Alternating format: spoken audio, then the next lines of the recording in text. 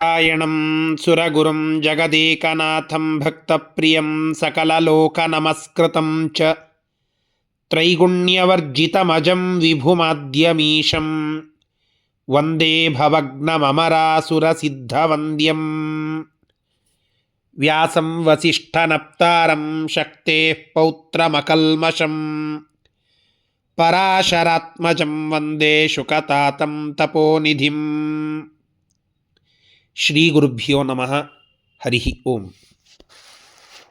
ವಿಷ್ಣು ಸಹಸ್ರನಾಮ ಸ್ತೋತ್ರದ ಸ್ತೋತ್ರ ಭಾಗದ ಎಲ್ಲ ಶ್ಲೋಕಗಳ ಚಿಂತನೆಯನ್ನು ನಾವು ಮಾಡಿದ್ದೇವೆ. ಮಹಾಭಾರತದಲ್ಲಿ ಬರುವಂತಹ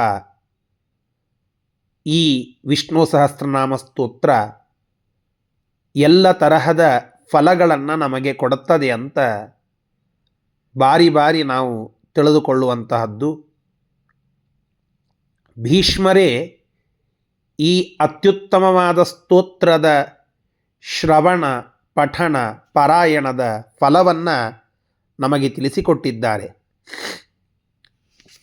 ಇತೀದಂ ಕೀರ್ತನಂ ಯಸ್ಯ ಕೇಶವಸ್ಯ ಮಹಾತ್ಮನಃ ನಾಮ್ನಾ ಸಹಸ್ರಂ ದಿವ್ಯಾನಾಂ ಅಶೇಷೇಣ ಪ್ರಕೀರ್ತಿತಂ ಯ ಇದಂ ಶೃಣುಯಾನ್ನಿತ್ಯಂ ಯಶ್ಚಾಪಿ ಪರಿಕೀರ್ತಯೇತ್ ನಾಶುಭಂ ಪ್ರಾಪ್ನುಯಾತ್ ಕಿಂಚಿತ್ ಸೋಮುತ್ರೇಹ ಚಮಾನವಃ. ಭಗವಂತನ ಈ ದಿವ್ಯವಾದ ಸಹಸ್ರನಾಮಗಳ ಪಠಣ ಪಾರಾಯಣವನ್ನು ಶ್ರವಣವನ್ನು ನಿತ್ಯದಲ್ಲಿ ಯಾರು ಮಾಡುತ್ತಾರೋ, ಇದರ ಪರಿಕೀರ್ತನ ಯಾರು ಮಾಡುತ್ತಾರೋ ಅಂಥವರಿಗೆ ಎಂದಿಗೂ ಅಶುಭ ಅದಾಗುವುದಿಲ್ಲ. ಎಲ್ಲ ತರಹದ ಸೌಖ್ಯ ಎಲ್ಲ ಕಡೆಗೂ ಸಿಗುವಂತಹದ್ದು. ಕೇವಲ ಇದರ ಶ್ರವಣದಿಂದ ಇಂತಹ ಮಹತ್ತಾದ ಲಾಭ ಅಂತ ಫಲವನ್ನು ಭೀಷ್ಮರು ತಿಳಿಸಿಕೊಡುವಂತಹದ್ದು. ಸಾಕ್ಷಾತ್ ಶ್ರವಣದಿಂದ ಅಂತಂದರೆ ಆ ಶ್ರವಣದಿಂದ ಮುಂದೆ ಜ್ಞಾನ, ಆ ಜ್ಞಾನದ್ವಾರ ಶ್ರೇಷ್ಠವಾದ ಫಲ ಎಲ್ಲ ಕಡೆಗೂ ಸಿಗುವಂತಹದ್ದು. ಆ ಪರಮಾತ್ಮನ ಸ್ಮರಣ ಮಾತ್ರದಿಂದಲೇ ಇಂತಹ ಅದ್ಭುತವಾದ ಫಲ ನಮಗೆ ಸಿಗ್ತದೆ. ಅದಕ್ಕಾಗಿ ವಿಷ್ಣು ಸಹಸ್ರನಾಮ ನಿತ್ಯವೂ ಪಠನೀಯವಾದದ್ದು ಅಂತ ಭೀಷ್ಮರ ಆದೇಶ. ಬ್ರಾಹ್ಮಣ ವೇದಾಂತವನ್ನು ತಿಳಿದಂಥವನಾಗ್ತಾನೆ ಈ ಶ್ಲೋಕಗಳ ಪಠಣದಿಂದ. ಕ್ಷತ್ರಿಯನಾದಂಥವ ಯುದ್ಧಗಳಲ್ಲಿ ಗೆಲ್ಲುತ್ತಾನೆ. ವೈಶ್ಯನಿಗೆ ಧನ ಸಮೃದ್ಧಿಯಾಗ್ತದೆ. ಶೂದ್ರನಿಗೆ ಅತ್ಯುತ್ತಮವಾದ ಸುಖ ಅದು ಪ್ರಾಪ್ತವಾಗ್ತದೆ. ಹೀಗಾಗಿ ಎಲ್ಲ ಚತುರ್ವರ್ಣಗಳಿಗೂ ಕೂಡ ಮಹತ್ತಾದ ಲಾಭ ಈ ವಿಷ್ಣು ಸಹಸ್ರನಾಮ ಸ್ತೋತ್ರದ ಶ್ರವಣದಿಂದ ಸಿಗ್ತದೆ ಅಂತ ತಿಳಿಸಿಕೊಡುತ್ತಾ, ಅನೇಕರಿಗೆ ಸಿಗುವಂತಹ ಬೇರೆ ಬೇರೆ ಲಾಭಗಳ ವಿಚಾರವನ್ನು ಕೂಡ ಇದರ ಉಳಿದ ಭಾಗದಲ್ಲಿ ಭೀಷ್ಮರೇ ತಿಳಿಸಿಕೊಡುವಂತಹದ್ದು. ಭಕ್ತಿಮಾನ್ ಯಸ್ ಸದೋತ್ಥಾಯ ಶುಚಿಸ್ತದ್ಗತಮಾನಸಃ ಸಹಸ್ರಂ ವಾಸುದೇವಸ್ಯ ನಾಮ್ನಾವೇತತ್ ಪ್ರಕೀರ್ತಯೇತ್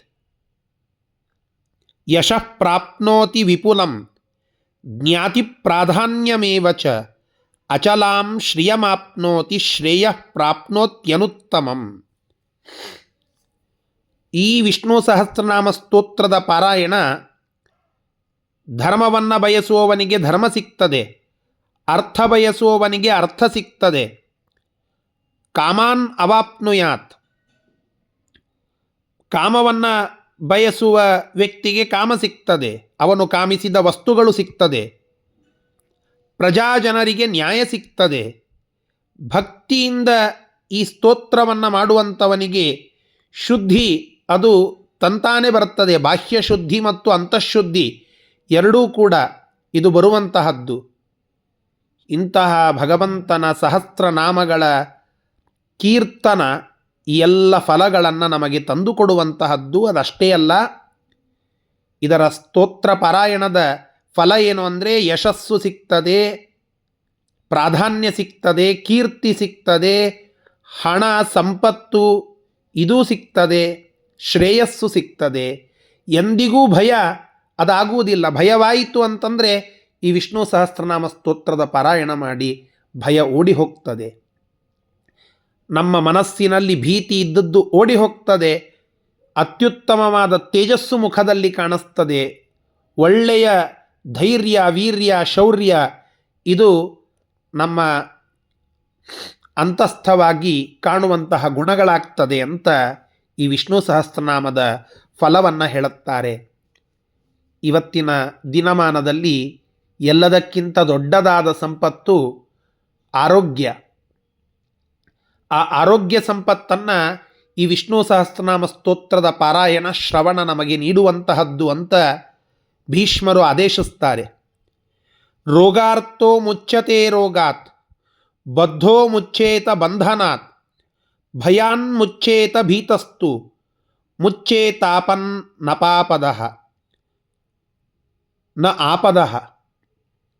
ಭಯಾನ್ ಮುಚ್ಚೇತ ಭೀತಃ, ಭೀತಿಯಿಂದ ಕೂಡಿದವನಿಗೆ ಭಯ ಓಡಿ ಹೋಗ್ತದೆ.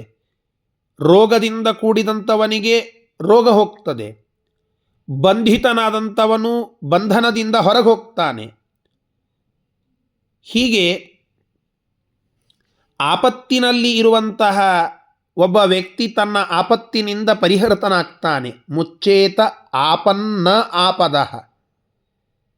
ಹೀಗೆ ಭಗವಂತನ ಈ ದಿವ್ಯವಾದ ಸ್ತೋತ್ರ ಇದು ನಮಗೆ ಫಲ ಕೊಡುವಂತಹದ್ದು ಎಂಬುವ ವಿಷಯವನ್ನು ನಮಗೆ ತಿಳಿಸಿಕೊಡುತ್ತಾ, ಇಂತಹ ಅತ್ಯುತ್ತಮವಾದ ಫಲವನ್ನು ಕೊಡುವ ಈ ಶ್ಲೋಕದ ಪಾರಾಯಣವನ್ನು ನಾವೆಲ್ಲ ನಿತ್ಯದಲ್ಲಿ ಮಾಡಲೇಬೇಕು.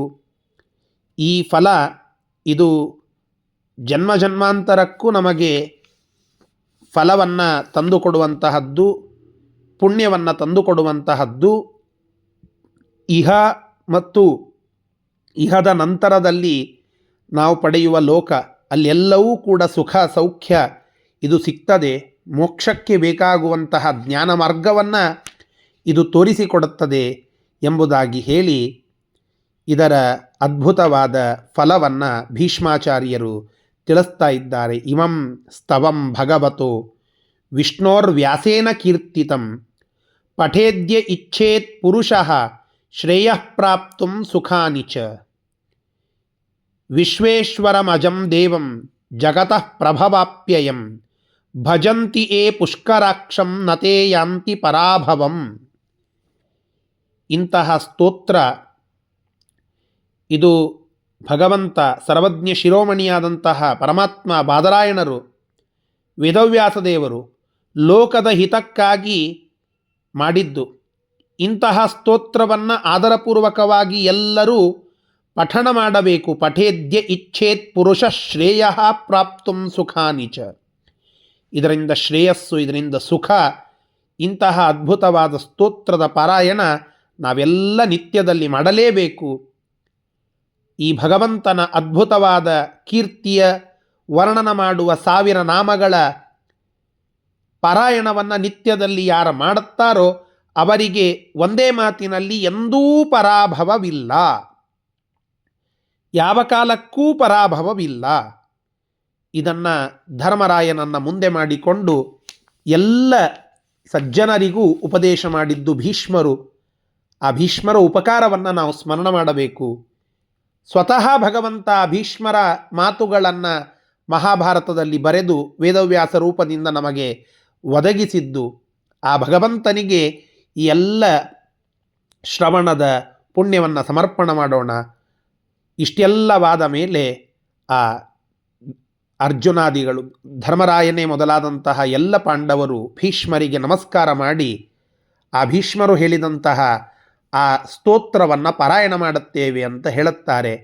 ಇಂತಹ ಎಲ್ಲ ಮಾತುಗಳು ಆ ಅನುಶಾಸನ ಪರ್ವದಲ್ಲಿ ಬರುವಂತಹ ಫಲಸ್ತುತಿ ಎನ್ನುವಂತಹ ಒಂದು ವಿಭಾಗ, ಅಧ್ಯಾಯ, ಅನುಶಾಸನ ಪರ್ವದ ಒಂದು ಅಧ್ಯಾಯ. ಅದರಲ್ಲಿ ಈ ವಿಷ್ಣು ಸಹಸ್ರನಾಮದ ಫಲಸ್ತುತಿಯನ್ನು ತಾವು ತಿಳಿಸ್ತಾರೆ ಭೀಷ್ಮರು.